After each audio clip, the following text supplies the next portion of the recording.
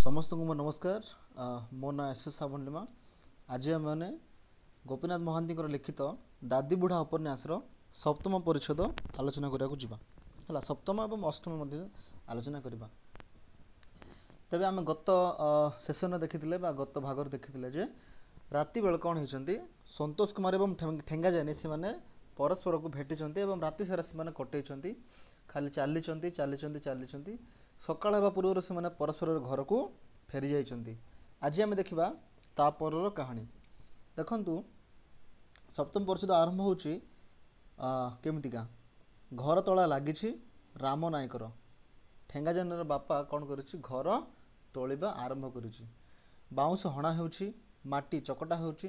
हाँ केते टोका टोकी लगी काम तांकर मूल होउछि 2 पा मांडिया टोपाए टपाए टपाए रंधा मद है एतिकी हूँ से पावना आतिकी पावना से कौन कर मूलिया माने टोका टोकी मैंने लगी मूलिया कम कौन पाई से माने घर करुँच कहार घर ना राम नायकर घर घर कहीं करें परवर्त समय देखा।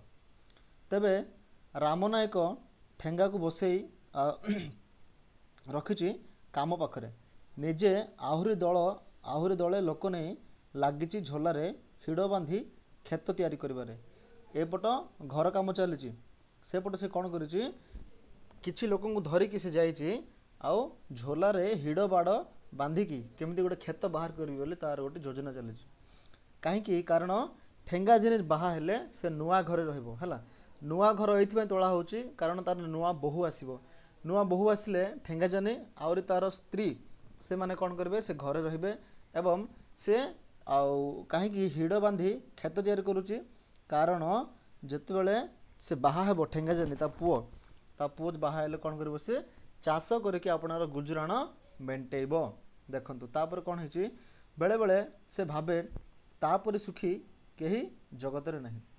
किए भाबुची एटा भाबुची राम नायक से भाबुची जे तापर सुखी जगत रे बोधे केही नाहंती।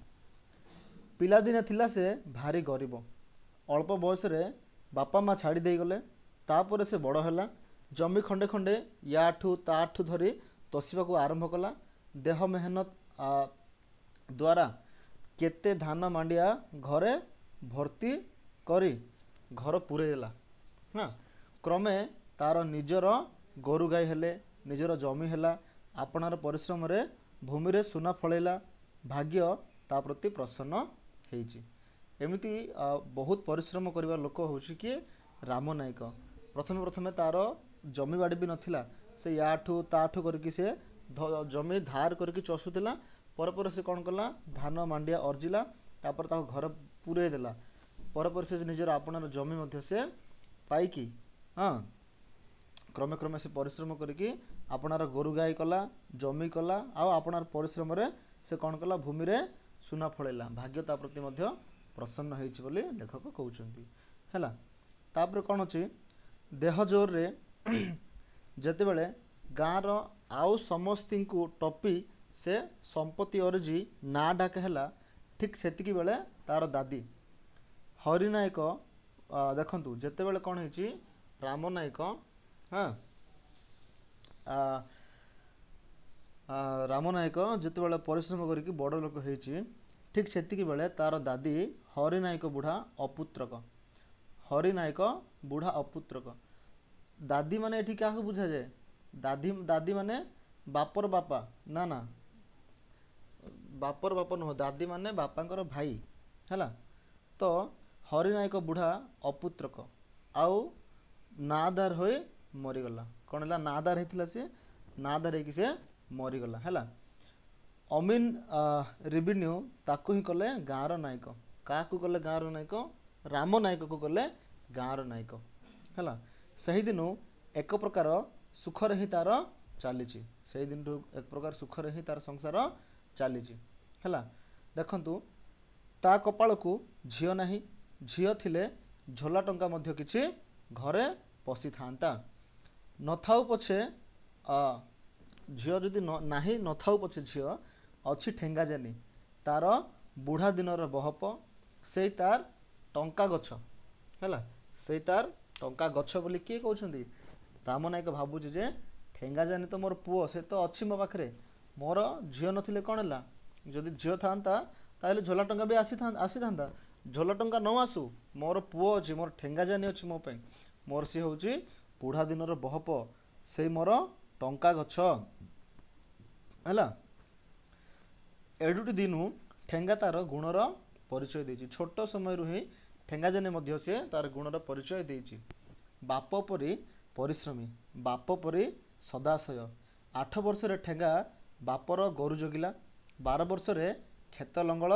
धरिला 15 वर्ष रे बापर संसार से अधे पालटि गला माने आमानकर जो ठेंगा जानी अच्छी से मध्य बहुत परिश्रमी बोली लेखक ये कहउछंती निजे आगुसार होई मूलियांकु काम करेबा झड़ी वर्षा रे गोरु गोटिका गोटी जंगल संधि रे खोजी खोजिकी घर को अड़ाई आनिबा निजे सबु कथा को पिठी पतई देबा एपरी गुणमंत पुओ तार ठेंगा गुणमंत पुओ तार ठेंगा बोली गोपीनाथ महांती वर्णना करुचंती हैला गुणमंत पुओ माने कौन सर्वगुण संपन्न जहाँ पाखरे कि समस्त गुण निहित अच्छे से पूरे एक बुद्धि सुंदर सुधार नम्र आ गुणमंत पुओ हूँ आमर ठेंगा जानी हाँ देखु तार भल असार नाही सुख नाही कि दुख नाही बापर संसार उन्नति करने को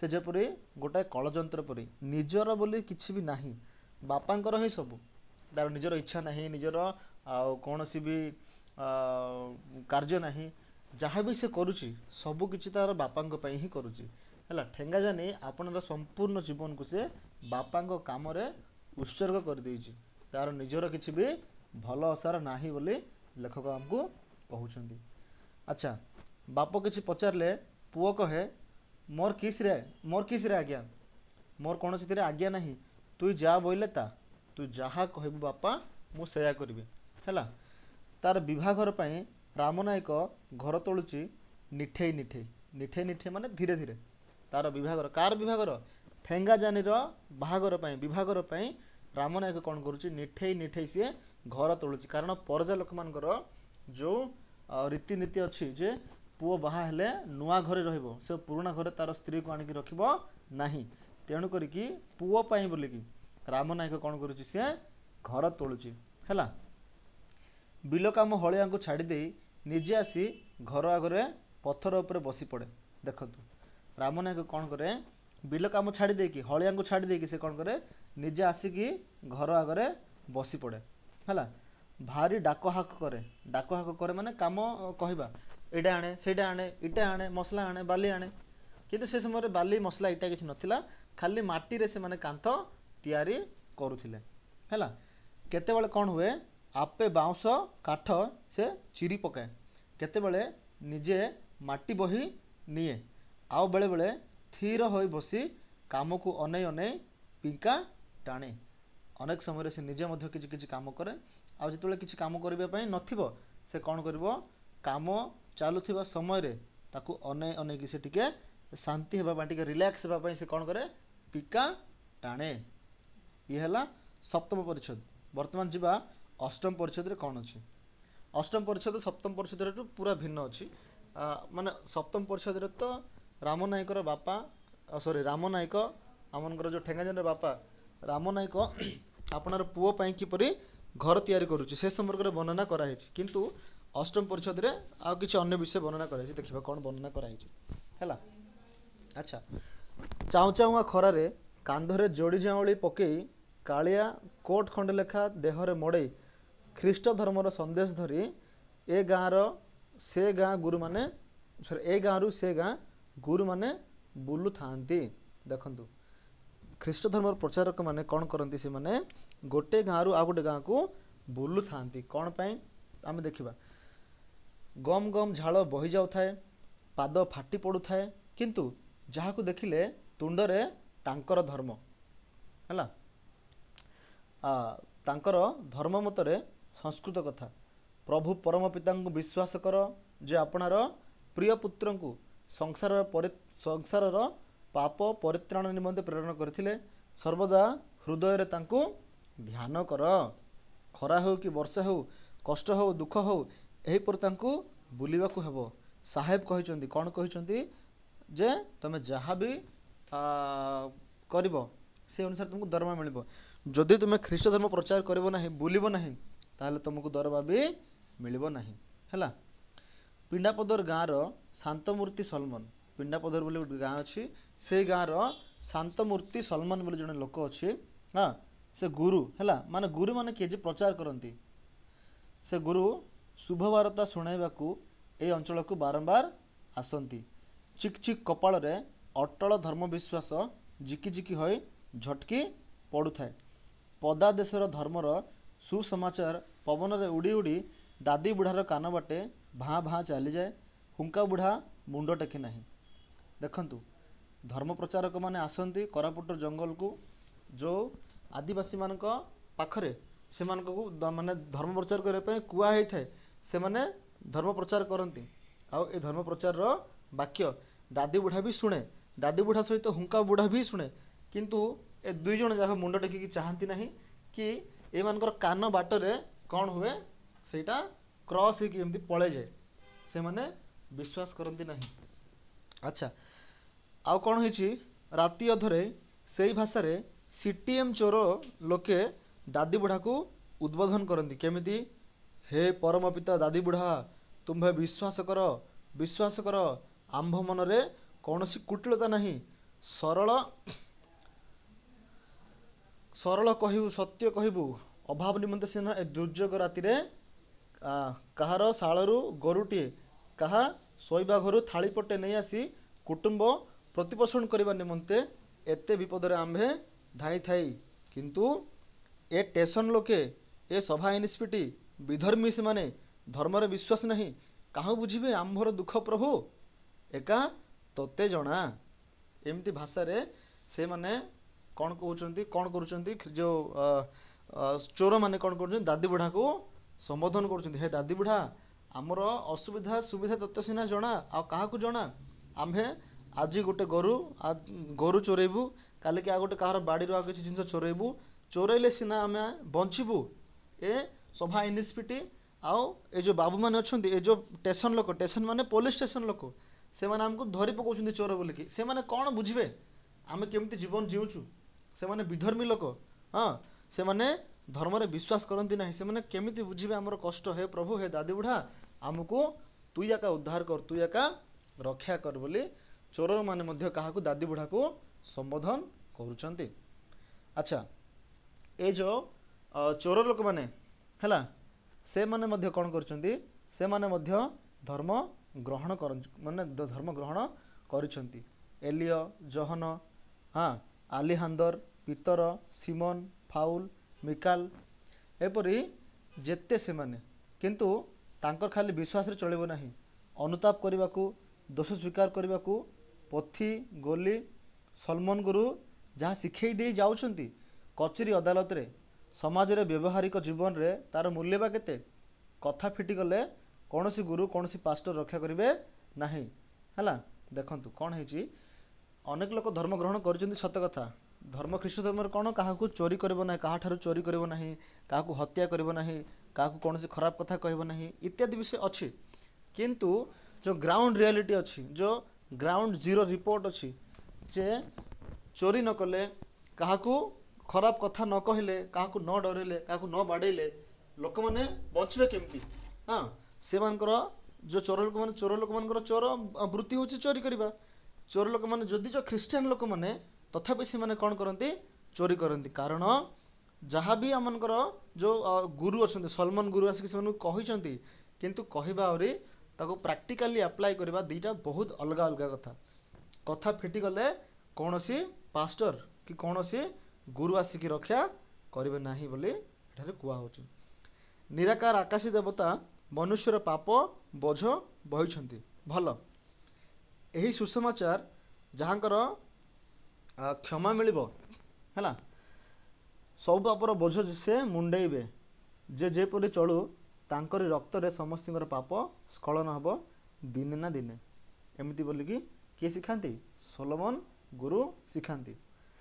ସେମାନେ ନିର୍ବିକାର ହୋଇ ବାଟ କାଟି ଚାଲିଛନ୍ତି, ଯେତେବେଳେ ହୃଦୟର ଉଚ୍ଛ୍ୱାସ ପ୍ରବଳ ହୋଇପଡ଼େ ସାକାର ଦେବତା ପ୍ରୟୋଜନ ହୁଏ, ସେତେବେଳେ ଗୁରୁ ପାଷ୍ଟରଙ୍କ ଦୃଷ୍ଟି ଏଡ଼ି ସେମାନେ ଦାଦି ବୁଢ଼ା ପାଖରେ ଝାଙ୍କର ଦେବତା ପାଖରେ ସେମାନେ ମାନସିକ ଯାଚନ୍ତି, ବଳି ଦିଅନ୍ତି।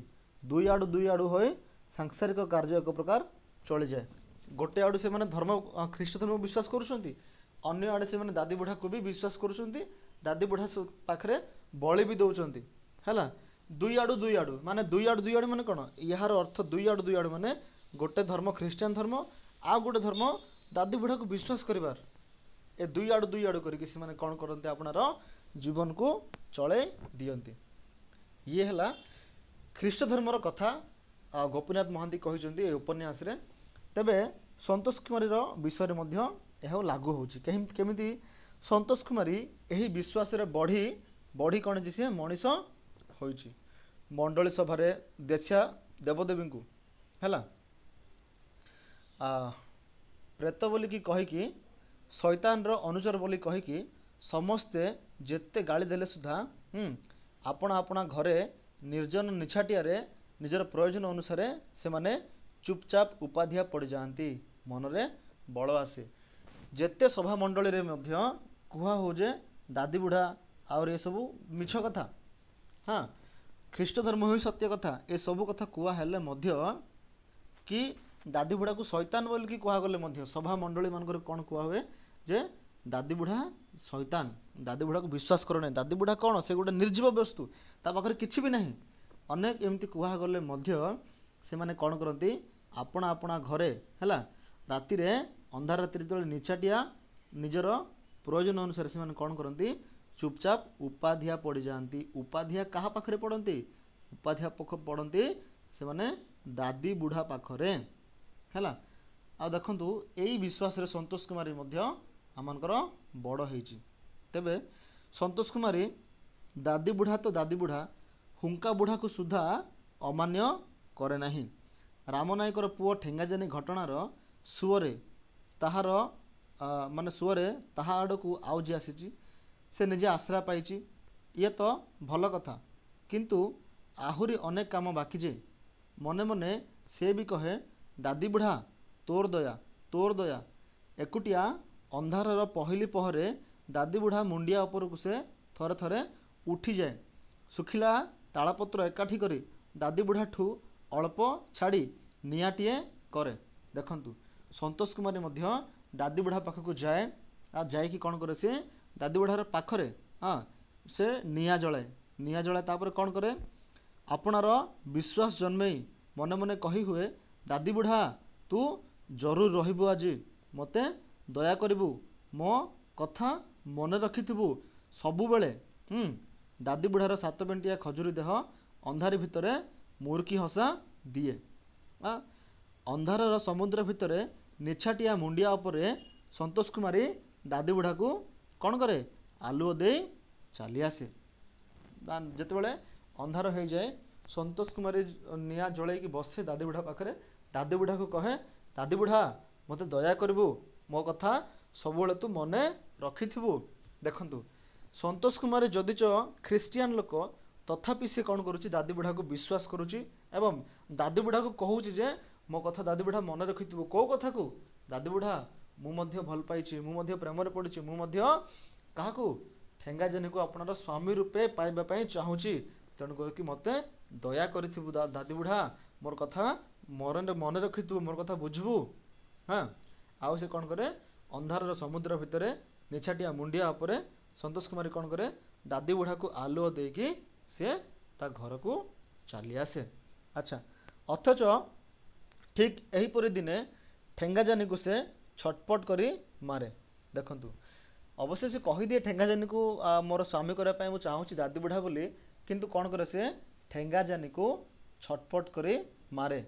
ଛଟପଟ କରି ମାରିବେ ମାନେ କ'ଣ, ତାକୁ ଟିକେ ତଡ଼ପେଇବା, ଟିକେ ଭାଉ ଖାଇବା, ଦେଖା ଦେଇ ହସି ଚାଲିଯାଏ, କିନ୍ତୁ କଥା କହେ ନାହିଁ, ଅଥବା ମୁହଁ ଟେକି ଅନାଏ ନାହିଁ ବି, ଥରେ ଅନେଇବ ବି ନାହିଁ, ଥରେ କଥା ବି କହିବ ନାହିଁ। ଦେଖିବ, ଦେଖିଦେଇକି ତାକୁ ଆଉ ହସି ଦେଇକି ଚାଲିଯିବ। ଖୋସାରେ ଫୁଲ ପିନ୍ଧି ଦେହ ବଙ୍କେଇ ଚାଲିଯାଏ। ଦେଖନ୍ତୁ ସନ୍ତୋଷ କୁମାରୀ ବହୁତ ସୁନ୍ଦର ଦେଖିବାକୁ। ଖୋସାରେ ଯେତେବେଳେ ସେ ଫୁଲ ପିନ୍ଧେ, ଦେହ ବଙ୍କେଇ ବଙ୍କେଇକି ଯେତେବେଳେ ସେ ଚାଲେ, ଠେଙ୍ଗାଜାନି ଆହୁରି ପାଗଳ ହେଇ ଉଠେ। କିନ୍ତୁ ଠେଙ୍ଗାଜାନିକୁ ସେ ମାନେ ଧରା ଦିଏନି, ସେ ହସି ହସିକି ଚାଲିଯାଏ। ତାକୁ କ'ଣ କରେ, ସେ ଛଟପଟ କରିକି ମାରେ। ତେଣୁ କରିକି ଠେଙ୍ଗାଜାନିର ସନ୍ତୋଷ କୁମାରୀ ପ୍ରତି ଭଲ ପାଇବା ଆହୁରି ବୃଦ୍ଧି ହୋଇଯାଏ। ଠେଙ୍ଗାଜାନି କ'ଣ କରେ, ଠେଙ୍ଗାଜାନି ଗୁମ୍ ହୋଇ ବସେ। ରାମନାୟକ ପ୍ରସ୍ତୁତ ହୁଏ, ସାରିଆଦାନକୁ ବୋହୂ କରି ଆଣିବାକୁ ଯିବ। ଦେଖନ୍ତୁ ଏଇଠି ଆସିଲା ସାରିଆଦାନର କଥା, ଯେ ଠେଙ୍ଗାଜାନିକୁ ଭଲ ପାଉଛି ସନ୍ତୋଷ କୁମାରୀ, ସନ୍ତୋଷ କୁମାରୀକୁ ଭଲ ପାଉଛି ଠେଙ୍ଗାଜାନି। କିନ୍ତୁ ରାମନାୟକ ଏକଥା ଜାଣିନି, କି ରାମନାୟକର ସ୍ତ୍ରୀ କଥା ଜାଣିନି, କି ସନ୍ତୋଷ କୁମାରୀର ବାପା କି ତାର ଦାଦି କେହି ବି କଥା ଜାଣିନାହାନ୍ତି। ରାମନାୟକ ତେଣୁ କରିକି ଭାବେ ଯେ ସେ ତାର ବୋହୂ କରିବ କାହାକୁ, ସାରିଆଦାନକୁ। ସାରିଆଦାନ କିଏ ଆମେ ଆଗରୁ ଆଲୋଚନା କରିଛେ, ଆଗକୁ ମଧ୍ୟ ଆଲୋଚନା କରିବା। ତେବେ ଆମର ଆଲୋଚନା ଆଜି ଏଇଠି ଥାଉ। ଆସନ୍ତା ଅଧ୍ୟାୟରେ ଆମେ ନବମ ପରିଚ୍ଛେଦ ମଧ୍ୟ ଆଲୋଚନା କରିବା। ସମସ୍ତଙ୍କୁ ନମସ୍କାର, ଧନ୍ୟବାଦ।